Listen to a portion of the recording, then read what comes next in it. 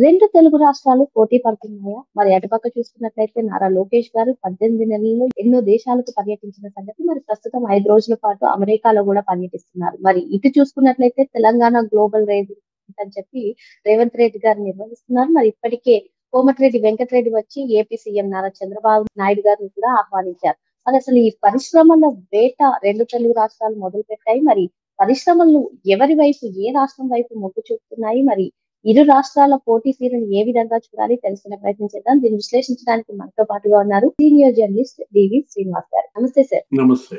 నారా లోకేష్ గారు 5 రోజుల పాటు అమెరికా పర్యటించారు. మరోపక్క ఇటు చూసుకున్నట్లయితే రేవంత్ రెడ్డి గారు తెలంగాణ రైజింగ్ గ్లోబల్ సమ్మిట్ అంటూ సదస్సు ఇది చాలా పెద్ద స్థాయిలో నిర్వహిస్తున్నామని చెప్పి ఇరు రాష్ట్రాల ముఖ్యమంత్రుల్ని, ఐటీ మినిస్టర్స్ ని కూడా ఆహ్వానించారు. ఏంటి ఒకరికొకరు 2 తెలుగు రాష్ట్రాలు కూడా పోటీ పడుతున్నాయా? మరి ఎటువైపు మొగ్గు చూపుతున్నారు? మరి హైదరాబాద్ లేదంటే ఆంధ్రప్రదేశ్ వర్సెస్ తెలంగాణగా మారుతుందనేటువంటి నేపథ్యంలో ఇన్వెస్ట్మెంట్స్ ఎక్కడికి ఎక్కువగా రాబోతున్నాయంటారు? ఇది కదా ప్రజలు కోరుకునేది. ఇది పోటీ తత్వం, కాంపిటేటివ్ స్పిరిట్ అన్నమాట.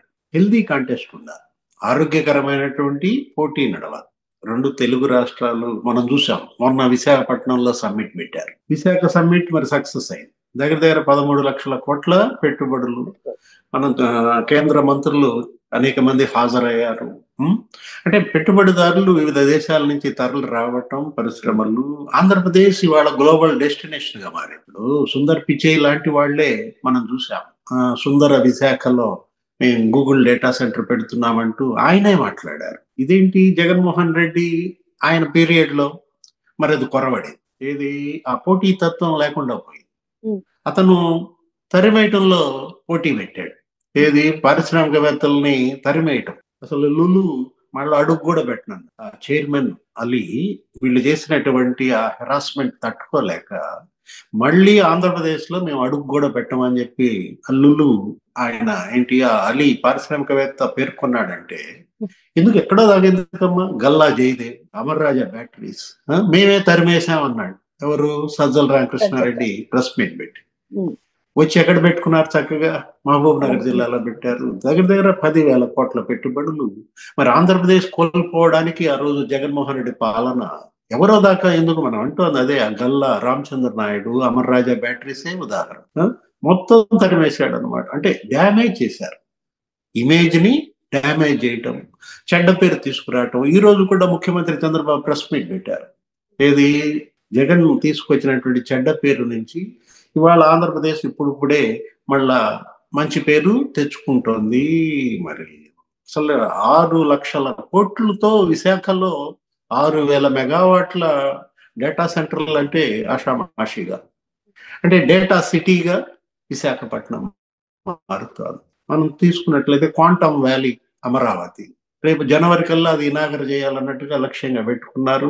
అసలు షిప్మెంట్ అయిపోయింది, ఇంకా మరి ఇనాగరేషన్ మిగిలింది అంటున్నారు.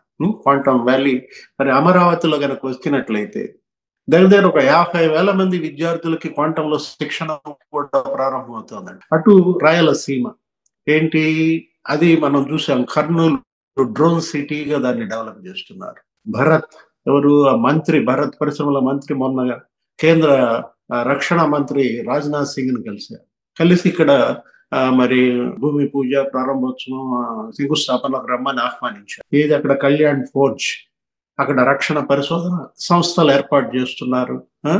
అక్కడ ఏది ఏరోస్పేస్ సిటీగా మారుతోంది.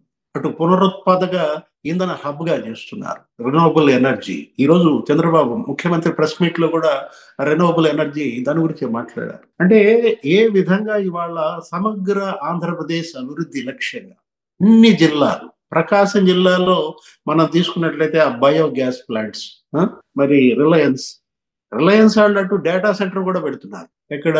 విశాఖపట్నంలో మరి 1,00,000 కోట్లతో వాళ్ళు వస్తున్నారు. బ్రూక్ ఫీల్డ్ అదొక 1,38,000 కోట్లతో పెడుతున్నారు. ఇటు ఇక్కడ బయోగ్యాస్ ప్లాంట్స్ ప్రకాశం జిల్లాలో పెడుతున్నారు. అటు నెల్లూరు, కడప, చిత్తూరు, అనంతపురం. అంటే వాళ్ళకి అడ్వాంటేజ్ ఏది? ఆంధ్రప్రదేశ్ కి 3 ఇండస్ట్రియల్ క్యారిడార్స్ కి మధ్యలో ఉండటం దానికి అడ్వాంటేజ్ అయిపోయింది. నీకు విసిఐసి దాని మీద అయిపోతుంది, బిసిఐసి దాని మీద అయిపోతుంది. ఇప్పుడు హెచ్బిఐసి హైదరాబాద్ బెంగళూరు ఇండస్ట్రియల్ కారిడార్ కూడా వస్తున్నటువంటి పరిస్థితుల్లో ఇటువైపు రేవంత్ రెడ్డి ఆయన ప్రయత్నం ఆయన ఆయన ఆల్రెడీ గతంలో కూడా మనం చూసాం. ఏంటి, అమెరికాలో పర్యటించాడు, కొరియా, జపాన్ లో పర్యటించాడు. దగ్గర దగ్గర అతను అప్పట్లో 30,000 కోట్ల పెట్టుబడులు తీసుకొచ్చారు. వాళ్ళకి వాల్యూ యాడెడ్ అడ్వాంటేజ్ ఏంటి, హైదరాబాద్. ఇక్కడ హైదరాబాద్ ఇప్పటికే అది కాస్మోపాలిటన్ సిటీ, డెవలప్డ్.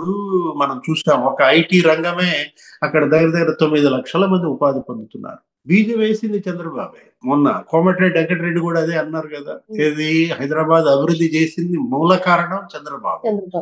ఆయన మరి ఉమ్మడి రాష్ట్ర ముఖ్యమంత్రిగా 9 ఏళ్ళు అప్పుడు బిల్ గేట్స్ ని తీసుకురావటం, మైక్రోసాఫ్ట్ పెట్టించటం, ఆయన న్యూయార్క్ లో ఫైళ్లు పట్టుకుని తిరగటం ఆయన కష్టం. ఇవాళ తెలంగాణ సంపన్న రాష్ట్రంగా మారిందంటూ ఆయన ఆహ్వానించారు. ఏది, రేపు ఏపీ సీఎం పాల్గొంటారా రైజింగ్ తెలంగాణ గ్లోబల్ సమ్మిట్ కి ఆయన ఆహ్వానిస్తూ కోమటిరెడ్డి వెంకటరెడ్డి ఏమన్నాడు, ఆయన చేసిన అభివృద్ధిని మేము డ్యామేజ్ చేయకపోవడమే గొప్ప. జగన్మోహన్ రెడ్డి ఏం చేశాడు, ఆయన తీసుకొచ్చినటువంటి సంస్థలన్నీ తరిమేశాడు, డ్యామేజ్ చేశాడు, అమరావతిని ధ్వంసం చేశాడు, పోలవరం పాడుపెట్టాడు. అరే బిల్డింగులు కూడా పాడుపెట్టారు కదా, రోడ్లు కూడా తవ్వేశారు కదా. ఎక్కడ చంద్రబాబుకి మంచి పేరు వస్తుందో అట్లా చేశారా తెలంగాణలో? ఔటర్ రింగ్ రోడ్డు మరి అది కనుక వేసినట్లయితే చంద్రబాబుకి మంచి పేరు వచ్చు, దాన్ని తవ్వేశాడా? రాజశేఖర రెడ్డి గాని, కేసీఆర్ గాని, ఇప్పుడు ఈ రేవంత్ రెడ్డి గాని. అది తప్పు. ఏది, జగన్ చేసిన తప్పు దేశంలో కాదు, అసలు ప్రపంచంలో ఏ పాలకుడు చేయకూడదు అనమాట. నీకు నచ్చిన ప్రాంతం అభివృద్ధి చేయి, నీకు ఎవరైతే ఎక్కువ ఓట్లు వేశారో అక్కడే అభివృద్ధి చేయపోని. అది వదిలేసి తరిమేశాడు, ధ్వంసం చేశాడు, చివరికి అతనే ఒక విధ్వంసకుడు, బై బై వైసీపీ అనేటటువంటి ఒక చెడ్డ పేరు తెచ్చుకున్నాడు. ప్రజలంతా తిరగబడ్డారు కదా ఇతను వద్దు అని. ఆ పరిస్థితి ఏ పాలకుడికి రాకూడదు అంటుంది. అదే ఇప్పుడు ఈ రోజు మనం ఆ తెలంగాణ గ్లోబల్ సమ్మిట్ లో జూపల్లి రామారావు పాల్గొన్నాడు. మై హోమ్ ఆయన, అంటే జూపల్లి రామేశ్వరరావు. అంటే ఇప్పుడు ఆ రామారావు వచ్చాడంటే నీకు అక్కడే ఏమైపోతుంది, ప్రత్యర్థులను కూడా మరి రేవంత్ రెడ్డి ఆకట్టుకుంటున్న విధానం. నాగార్జున కూడా అటెండ్ అయ్యాడండి. ఎవరు, హీరో నాగార్జున కూడా అటెండ్ అయ్యాడంటే మరి ఆయన మనం చూసాం, కూలగొట్టారు, ధ్వంసం చేశారు. ఏంటది, ఎన్ కన్వెన్షన్ ఏదో అప్పట్లో గందరగోళం అయింది. అంటే బ్రాండ్ ఇమేజ్ ని బిల్డప్ చేయడం. ఏది, ఇప్పుడు అక్కడ కూడా కొంత డ్యామేజ్ జరిగింది. గ్రేటర్ హైదరాబాద్, హైడ్రా వచ్చిన తర్వాత అంతా కూలగొడుతున్నారు, ధ్వంసం చేస్తున్నారు, బేజారెత్తిపోయారు. కొంతమంది ప్రజలు కూడా తిరగబడ్డారు. సరే, హైకోర్టు మొదట పొగిడిన హైకోర్టే తెగిడి కంట్రోల్ అవ్వమన్నది. ఇది హైడ్రా కూడా ముక్కుతాడేశారు అప్పట్లో. ఆ డ్యామేజ్ కంట్రోల్ చేసుకుంటూ మరి ఆయన పెట్టుబడులు తీసుకురావడం, మనం అదే అందది. ఇది ఇంకంత భవనం, సుందర భవనం తీర్చిదిద్దిన నగరం హైదరాబాద్ కదా. అక్కడికి ఎవరైనా వస్తారు, ఇన్ఫ్రాస్ట్రక్చర్ ఉంది, ఇంటర్నేషనల్ ఎయిర్పోర్ట్ ఉంది. దాన్ని తట్టుకుని ఇవాళ ఆంధ్రప్రదేశ్ని నిలబెట్టడమే ఒక ఛాలెంజ్. ఎవరికి, తండ్రి కొడుకులకు కానీ, పవన్ కళ్యాణ్కి కానీ.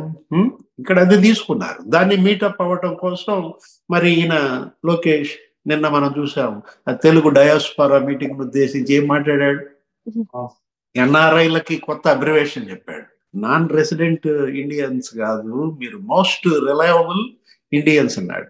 అత్యంత నమ్మదగిన భారతీయులు, భారతదేశం పట్ల, ఆంధ్రప్రదేశ్ పట్ల మీకున్న ప్రేమ, ఆప్యాయత మరువలేనిదంటూ మరి ఆ కుటుంబానికి, ఏది చంద్రబాబు కుటుంబానికి, ప్రవాసాంధ్రులు ఆ రోజు ఆయన జైల్లో ఉన్నప్పుడు అండగా నిలబడినందుకు ధన్యవాదాలు చెప్పాడు. చూశారు కదా ఎంతమంది అటెండ్ అయ్యారో ఆయన వస్తే. ఇప్పుడు ఈ రోజు మరి ఆయన మొత్తం అందరితో భేటీ, ఏది శాన్ ఫ్రాన్సిస్కో, అక్కడ కాలిఫోర్నియాలో ఐటీ కంపెనీల ప్రతినిధులతో, మరి సుందర్ పిచాయితో కలుస్తాడా, సత్య నాదెళ్లతో కలుస్తాడా. గతంలో ఐటీ సినర్జీ సర్వేలో పాల్గొన్నాడు. 25 దేశాలకు చెందినటువంటి 2,500 మంది పాల్గొన్న ఐటీ సినర్జీ సర్వేలో కరెక్ట్ గా 13 నెలలు 14 నెలలు అవుతుంది. అప్పుడు ఆయన మాట్లాడింది, ఆ సమావేశాలు సక్సెస్ అయ్యాయి. ఈ గూగుల్ డేటా సెంటర్ వచ్చిందంటే ఆ రోజు మరి ఆ గూగుల్ ప్రతినిధులతో చర్చలు, వాళ్ళతో ఒప్పందాలు, దావోస్ లో మరి చర్చలు ఫలితమే. మైక్రోసాఫ్ట్ అక్కడ మరి క్వాంటమ్ సెంటర్ పెడుతోందంటే, క్వాంటమ్ వ్యాలీలో అక్కడ భాగస్వామి అవుతోందంటే కారణం అదే అనమాట. ఇప్పటి ఈ చర్చలు ఏది ఇప్పుడు జరుగుతుంది, రేపు టొరంటో వెళ్తాడు మళ్ళా, కెనడా. సుందర్ పిచాయ్తో మరి మాట్లాడటం, దీన్ని వేగవంతం చేసుకోవటం, ఇందిరా నూయి, శంతను నారాయణ్, అక్కడ అనేక మంది గతంలో కలిశారు. ప్రియా సుబ్రహ్మణ్యం, మరి ఇప్పుడు ఏ ఏ మందితో గెలుస్తారో ఇక పారిశ్రామికవేత్తలు. మొన్నటి అమెరికా టూర్ 100% సక్సెస్ అయింది. ఇప్పుడు ఈ అమెరికా టూర్ రాబోయే 10 నెలలకి మరి పెట్టుబడుల ఆకర్షణకి ఇది ఒక రెడ్ కార్పెట్ అవుతుందా? ఒక నెల నేను బ్యాకింగ్ నడుస్తోంది అన్నాడు. ఏది 12 నెలల్లో గూగుల్ తేవాలనుకున్నాను, లాస్ట్ అక్టోబర్ లో వెళ్ళాను, ఈ అక్టోబర్ లో తేవాలనుకున్నాను, కానీ నవంబర్ లో వచ్చిందనో ఏదన్నాడు. ఆ నెల ఆ గ్యాప్, ఆ లాగింగ్ భర్తీ చేస్తాడా? ఈ నెల రోజులు కూడా పొరుగు రాష్ట్రాలకు అవకాశం ఇవ్వకుండా మరి అధికార యంత్రాంగాన్ని మరింత స్పీడప్ చేస్తాడా? ఏది స్పీడ్ కి ఏపీ బ్రాండ్ అంబాసిడర్ గా మాడిందన్నాడు. ఆయన స్పీడ్ అందుకోలేకపోతున్నాం. ఎవరు? చంద్రబాబు స్పీడ్. మరి చంద్రబాబు స్పీడ్ ని లోకేష్ అందుకుంటాడా? రేవంత్ అందుకుంటాడా? లోకేష్ రేవంత్ మధ్య రేసు నడుస్తుందా చంద్రబాబు స్పీడ్ అందుకోవటం కోసం? అందుకోసమే చంద్రబాబుకి ఆహ్వానం పంపాడా రేవంత్? సార్ ఇక్కడ ఇంకో అంశం సార్, గూగుల్ డేటా సెంటర్ ఏపీకి రావడంలో నారా లోకేష్ గారి పాత్ర చాలా ఉందని, ఈవెన్ కొన్ని రాష్ట్రాలు అయితే అక్కసు కూడా వెళ్ళగట్టాయి. ఇప్పుడు Bharat versus Russia, Putin Bharat కి రావడం, మరి మీరు చెప్పినట్టుగా డిఫెన్స్ రంగంలో కూడా పెట్టుబడులు పెడతామని చెప్పడం, మరి అది ఏపీ అవ్వబోతుందంటారా, తెలంగాణ అవ్వబోతుందంటారా? గతంలో చంద్రబాబు నాయుడు గారు కూడా కేంద్రం దగ్గర చెప్పారు, డిఫెన్స్ కి సంబంధించి ఏది పెట్టినా ఫస్ట్ మా రాష్ట్రాన్నే తీసుకోవాలి అని చెప్పి. మొత్తానికి పెట్టుబడులు ఎక్కడికి వచ్చే అవకాశం ఉన్నాయంటారు? రక్షణ శాఖకు సంబంధించినవి అయితే కనుక ఆంధ్రప్రదేశ్కే వచ్చే అవకాశం. ఎందుకంటే ఆల్రెడీ మరి డిఫెన్స్ కి సంబంధించినటువంటి అనేక కంపెనీలు, అనేక సంస్థలు అక్కడ ఉన్నాయి. ఎక్కడ? హైదరాబాద్ లో, కర్ణాటకలో రక్షణ పరిశోధన సంస్థలు కానీ డిఫెన్స్ కి సంబంధించినటువంటి ఏమీ కూడా ఆంధ్రప్రదేశ్ లో లేవు. ఏదో నాగాయ లంకలో ఒకదానికి ప్రధాని మోడీ మొన్న శంకుస్థాపన చేశారు, మిసైల్ పరిశోధన కేంద్రం ఏదో. అది కూడా ఎంతో, ఒక 600 కోట్లు ఎంతో. ఇలాంటి పరిస్థితుల్లో కళ్యాణ్ ఫోర్ట్స్ కి శంకుస్థాపన చేయమని ఆహ్వానించారు. ఎవరిని? మరి రాజ్నాథ్ సింగ్ ను కూడా. ఎట్టి పరిస్థితుల్లో కేంద్ర రక్షణ శాఖ లేకపోతే ఏరోస్పేస్ డిఫెన్స్ హబ్ గా అనంతపురం ఆ ప్రాంతాలను మార్చడం కోసం విశేష కృషి జరుగుతోంది.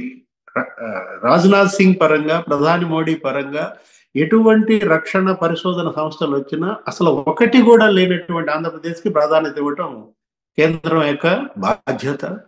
బహుశా ఆంధ్రప్రదేశ్ కి వచ్చే అవకాశాలు ఉన్నాయి. కాకపోతే గ్లోబల్ డెస్టినేషన్ గా హైదరాబాద్, అది మామూలుగా రేపటి ఆ రైజింగ్ తెలంగాణ సమ్మిట్ కూడా సెన్సేషన్ అవుతుంది. పెద్ద ఎత్తున పెట్టుబడులు వస్తాయి హైదరాబాద్ కి. ఇది మనం హర్షించాల, దీన్ని స్వాగతించాల. ఏది చంద్రబాబు చెప్పేది అదే, 2 తెలుగు రాష్ట్రాలు పోటీపడి అభివృద్ధి చెందాలి, మరి దేశంలో నంబర్ 1, నంబర్ 2గా ఉండాలని ఇవాళ ఒక్క చంద్రబాబే కాదు, అదేంటి ప్రతి తెలుగువాడు కోరుకునేటటువంటి ఆకాంక్ష. హైదరాబాద్, ఇటు విశాఖపట్నం, లేకపోతే హైదరాబాద్, అమరావతి పోటీపడి అభివృద్ధి చెందాలనేదే కదా ఎవరు కోరుకున్నా కానీ. జగన్ కోరుకోడాడు. జగన్ ఏంటి? తెలంగాణ అభివృద్ధి చెందాలి, ఆంధ్రప్రదేశ్ నాశనం కావాలని కోరుకుంటాడా? మనం చూసాం ఆ మధ్య ఏదో ఒకటి ఇట్లాగే వర్చువల్ మీటింగ్ ఏదో పెట్టుకున్నారు, యూట్యూబ్ అకాడమీ వాళ్ళతో పెట్టుకుంటే ఏం జరిగింది? ముఖ్యమంత్రి చంద్రబాబు వాళ్ళతో ఏదో ట్వీట్ కూడా చేశాడు. నీల్ మోహన్ వాళ్ళతో మాట్లాడుతూ, మీరు ఇక్కడ పెట్టండి యూట్యూబ్ అకాడమీ, దగ్గర 1000 కోట్లు, మరి 10,000 కోట్లు మీ బిజినెస్ అని ఆయన మాట్లాడితే వెంటనే ఏమని ట్వీట్లు చేయించారు? ఇక్కడ మీ ఫిమేల్ ఎంప్లాయీస్ కి భద్రత లేదు, హైదరాబాద్ లో పెట్టుకోండి, అక్కడ బాగుంటది. ఏ ఆంధ్రప్రదేశ్ ఆడైనా అటు పెడతాడా? ఇక్కడ వద్దు అక్కడ పెట్టండి అని ఎవరైనా కోరుకుంటారా? అంటే వీళ్ళు ఏపీ పాలిట నమ్మక ద్రోహుల, ఏపీ నాశనాన్ని కోరుకునే వాళ్ళు ఏపీలో ఎందుకమ్మా వాళ్ళకి పార్టీ? అదేదో తెలంగాణలో పెట్టుకోండి. తెలంగాణ అదృష్టం ఏంటో చెప్పమంటావా? అక్కడ జగన్ లేదు. జగన్మోహన్ రెడ్డి లేకపోవడమే తెలంగాణ ప్రజల అదృష్టమా?